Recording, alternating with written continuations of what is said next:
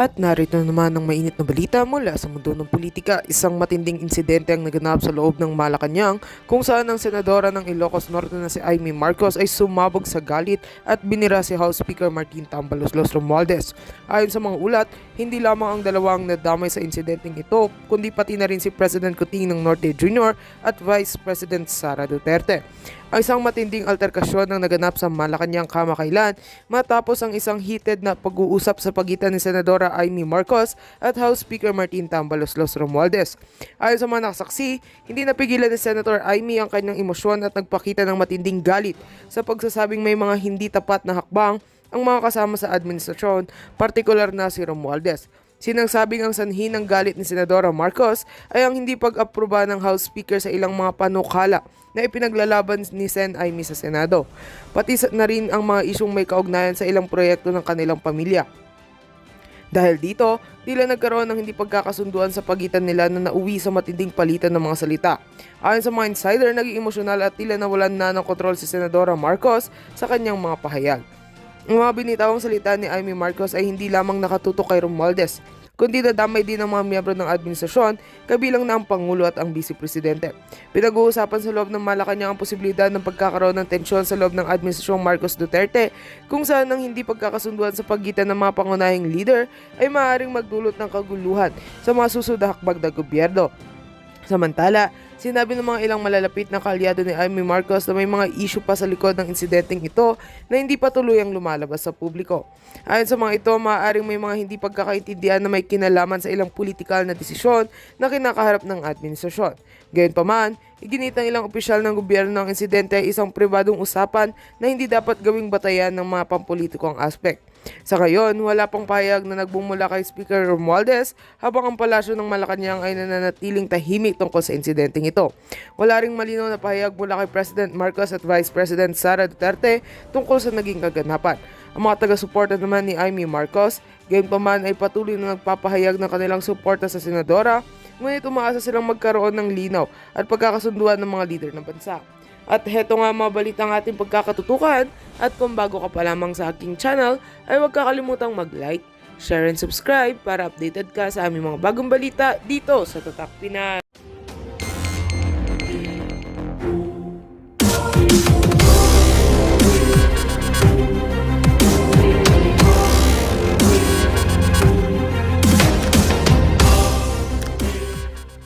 Pinaka matalino na DDS vlogger o political analyst, the same level with Sasot Rugando, no? Itong post niya ito is related sa latest presidential survey ng WR numero, na kung saan si Speaker Martin Romualdez nakakuha lang ng 1% kumpara kay BP Sara na nangunguna 24%. Okay, so ito ang kanyang post. Ang tanga-tanga ng mga congressmen who is still ally with Martin. He has spent more than 500 billion pesos in ayuda, trying to make people love him and more, and yet he still can't get beyond 1 point. And it's nearly 3 years. Itaga nyo sa bato on the grave of all my ancestors that Martin will never ever be the most loved or even liked politician. Okay, by the way, i-summarize ko lang yung result ng survey, no, para may idea kayo. September 5 to 23 ang period of survey. 1,729 respondents face-to-face. Itong WR survey, bago lang ito, kailang hindi pa naman masyadong bias. Sa tingin ko hindi katulad sa Okta research. Okay, so Sara Duterte, 24%. Rapi Tulfo, 24%. Leni Robredo, 9%. Grace Po, 5%. Imee Marcos, 5%. Risa Hontiveros, 4%. Manny Pacquiao, 4%. Robin Padilla, 3%. Martin Romualdez, 1%. So, yon yung resulta. Kaya, ito yung basihan ni Crisette Laureta Chu na despite spending more than 500 billion pesos ayuda para mapamahal si Speaker Martin Romualdez sa taong bayan, magtatatlong taon na, hanggang 1% lang o 1 point ang nakuha niya. Kaya, ito, ang prediction ni Crisette Laureta Chu, he will never be president. He won't even budge from the lowest rank as in Jan na siya. Agree ba kayo na sa fair and square, honest, orderly, peaceful election, Speaker Martin Romualdez will never be president according to Crisette Laureta Chu? Agree ba kayo? I-comment nyo ko lang. Sabi niya, spending 1 trillion pesos more would not make a difference. By next year, ang isiningit na naman na ayuda is 39 billion, yung AKAP. Plus other more. Kasi ang dami, IX, Tupad, name it, card, ang dami. Kaya expect more ayuda in the years to come. Kaya sabi ni Crisette, kahit ilang trillion pesos pa yan, hanggang dyan na lang si Speaker Martin Romualdez. Kulelat palagi. Agree ba kayo? Okay, sabi niya, it's not the money. That's the issue. It's not the money. That's the issue because ito, grabe itong kanyang he is so uncharismatic, so unlikable, so insincere. You can sense, for lack of a better word, the blank in him. Hindi ko na lang banggitin yung word dahil medyo masama. Uncharismatic, unlikable, insincere. Grabing adjective ni Crisette Laureta Chu. Agree ba kayo? Yung tatlo na yan. Kulang sa karisma, hindi madaling magustuhan, at saka kulang sa sinseridad. Agree or disagree? You are hitching your wagon to a falling star. After BBM, wala na yan si Martin. Kaya, speaking of the congressman na loyal o sumusuporta sa kanya, para kayong sumasakay sa bagon o karatela o wagon na mahuhulog na. Bobo ang mga congressmen na to risk their political future on someone so hated. Mag-isip-isip naman kayo. Okay, basahin natin ang mga comments. Exactly, Nineta Vivas Tapia. Sabi niya, exactly, Ma'am Crisette. Thanks for voicing for us. Noel Roa Cantila. These congressmen are willing to sacrifice their integrity and political future for the sake of ganon. Jane Diz. Have you noticed many of Martin's allies are running for other positions? Dan Fernandez, governor na ng Laguna. Johnny Pimentel, hindi na congressman, governor na rin siguro. Stella Kimbo, I don't know, ano bang tatakbuhan ni Stella Kimbo? Unless mananalo yung mga bata na intimidate niya. Change is coming, let's continue praying. Okay, Winston Sabido. That's why he wants a shift to a parliamentary system. Sure win siya as Prime Minister.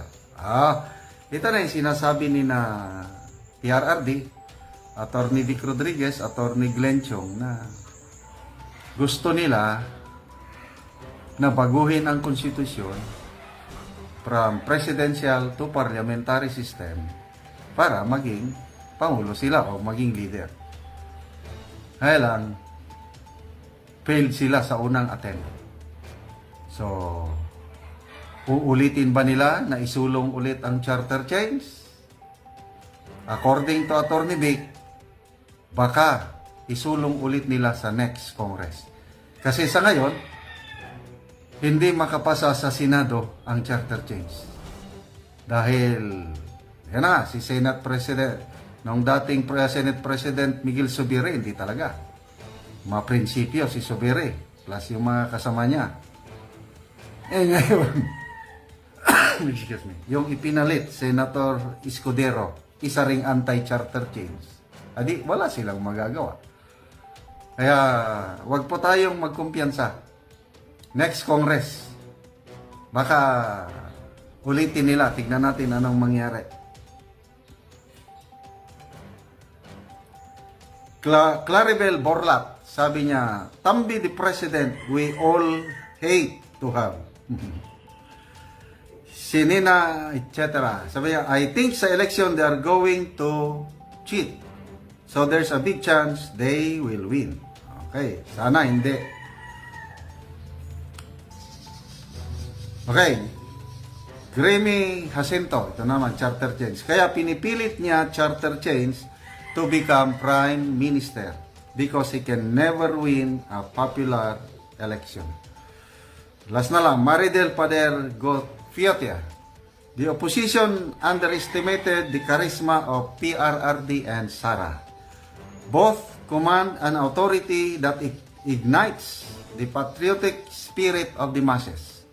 Kahit anong paninira na ginagawa sa kanila, they stayed firm, and the more the people embraced them. And when they stood up and leveled the opponent of its rightful term, it will forever etch in the mind of the Filipino. Case in point, tamba, los-los. So, yun na po. Naging kasama na sa vocabulary ng mga Pilipino yung tamba.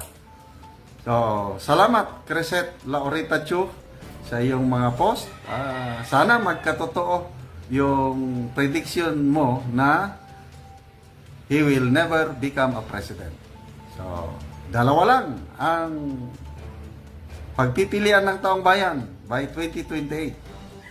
Either Sara Duterte or Rafi Tulfo.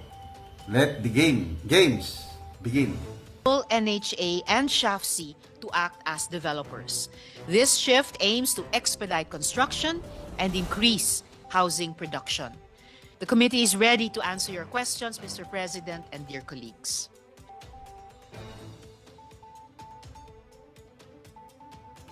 Majority Floor Leader. The minority leader is scheduled to interpolate. I move that he be recognized. The minority leader is recognized. He may proceed with his interpellation. Thank you, Mr. President. With the permission of our sponsor, we can proceed. Yes, Mr. President. So,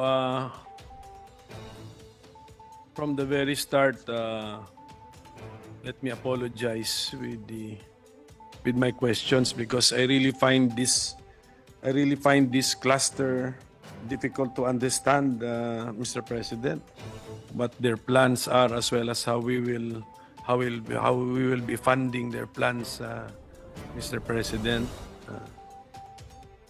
So,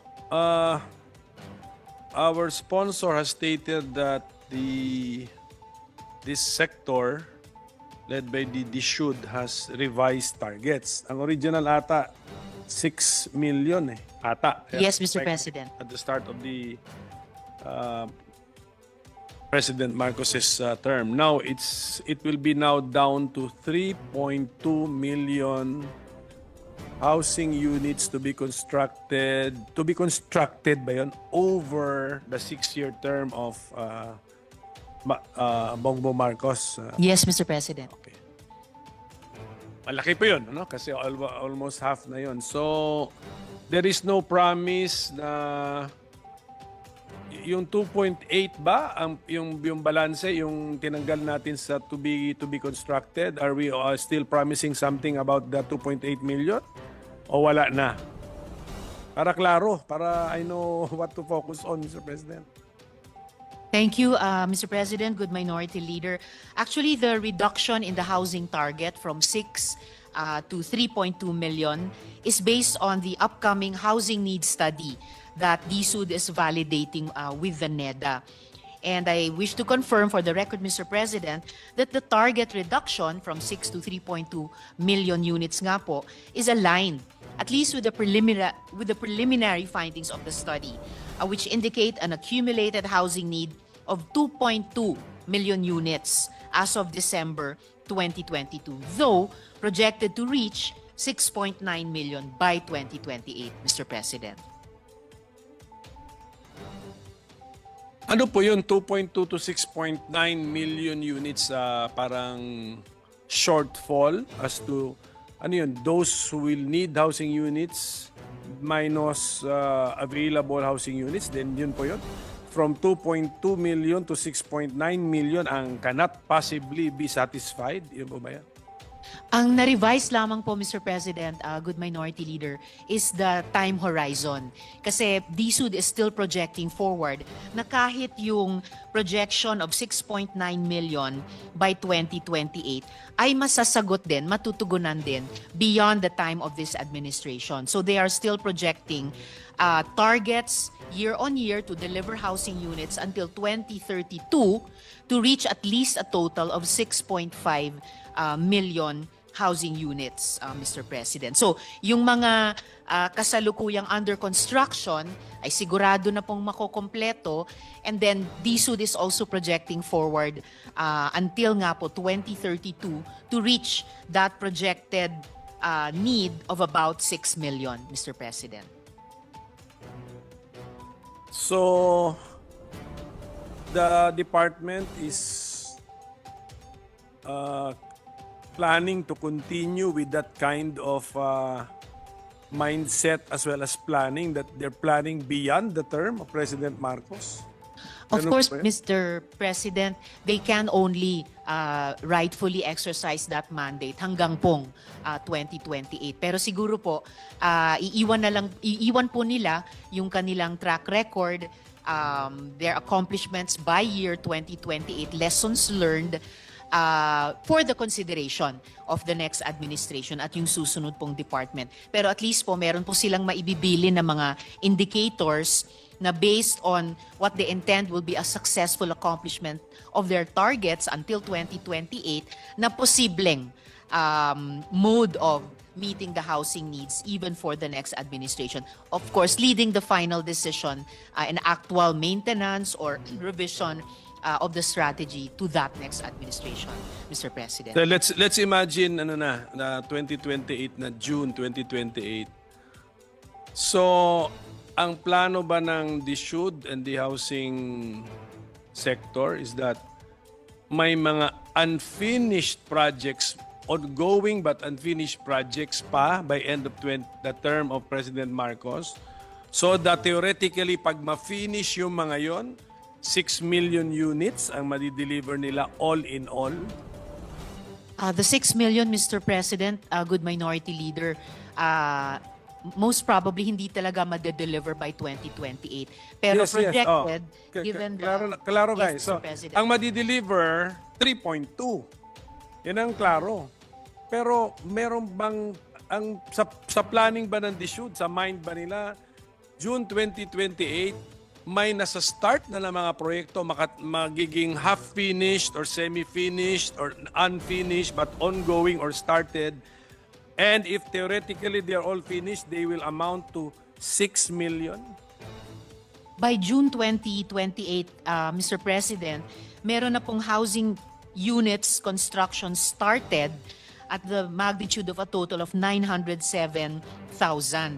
And yung maa-address by actual construction completed or started by 2028 ay yung pong 3.2 million. Yun po yung target tugunan ng 4PH program in the total housing gap of 6.9 million. Yung hindi po matutugunan by 2028 ng 4PH, tinatansya po ng DSUD, pwede pa ring ma-finance by other existing programs, though not by 4PH. Also, Mr. President, for the record, by 2028, bukod sa 907,000 housing units na construction started, by that same year, 2028, meron na pong housing units delivered to the number of 1,108,924.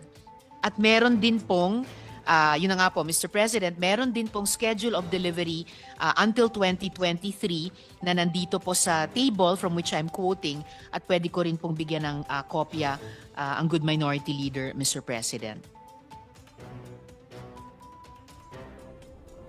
Sige po, ang dami kasing figures na po, nalito rin ako. Actually, Mr. Secretary, in all honesty, I am a mathematician pero sa dami po nung 3.2 million, 6.9 million, 907,000, iba-iba pa. So, I apologize, Mr. President. if in writing na lang po Yes. sana kung ano yung mga Apo, targets. I will do that po, submit in writing to the Good Minority Leader, Mr. President. Ito pong mga datos from year 2024 till 2032 na housing units delivered at saka housing units construction started para papunta dapat dun sa target dapat na mga 6.5 million units by year 2032 as a projection. Teka, Mr. President, Madam Chairwoman, bakit ba natin kailangan banggitin pa yung 6.5 na 2032? Alisin na lang natin siguro. Let's just, what is the plan talaga of the, okay, what's the plan of the should? 3.2 million housing units finished and started. Tama, ganun. Finished and started construction. Yun yata, para klaro eh. And then the entire cost, syempre, when you plan, may costing you 3 trillion. Did I get that correctly? 3 trillion pesos?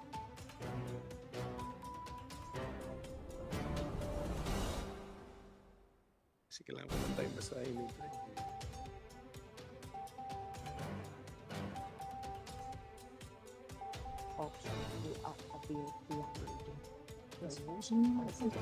Ito yung exact. Ito na sir yung question na galing sa kanay. Kaya tagaling ko yung ganyan. Gusto lang nilang kapasok sa court na yung plan.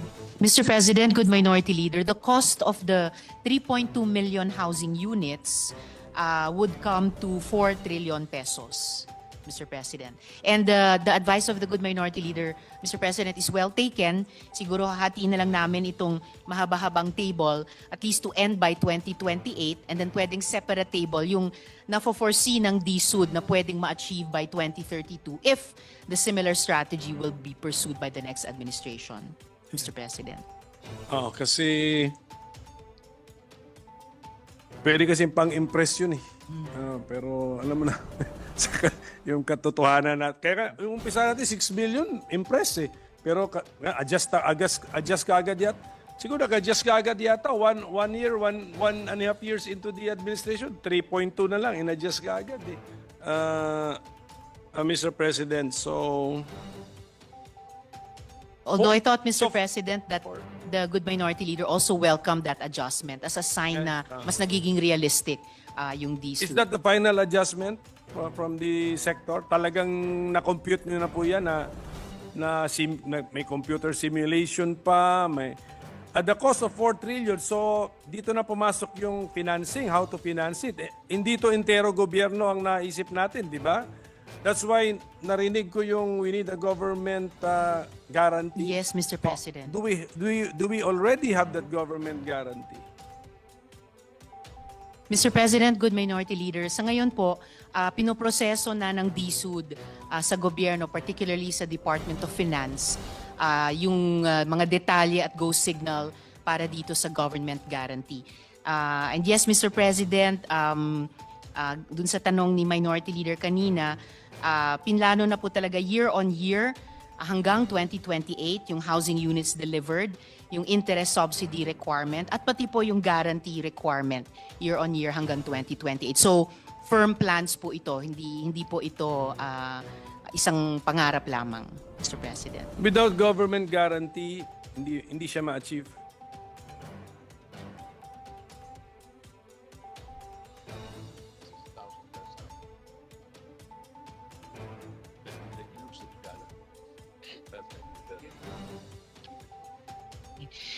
Yung guarantee, government guarantee po, Mr. President, ay mas may empower lahat ng stakeholders i-reach yung targets na kakailanganin. Without the government guarantee pa lamang, makakaproduce na po ang DSUD at key shelter agencies ng 162,000 per year.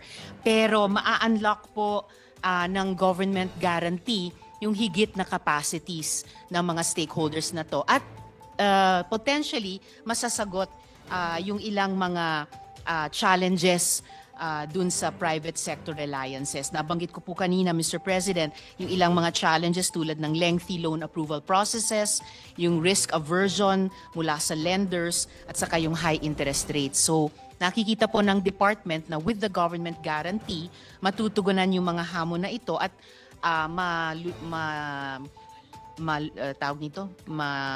aayos din po, masusolusyonan yung mga problema, Mr. President. There are currently under construction 162,000 units. Well, tama yun, walang government guarantee na gawa ninyo. Yes, Mr. But President. binibilang ko yung passage of time. 2.5 years po yung nakalipas. It's not 162,000 per year actually. So, tama po. Kasi 162,000 currently under construction and you have already been in place for 2.5 years. So, yun. So, it took you 2.5 years to have 162,000 units under construction. That is Tama yun, correct. without government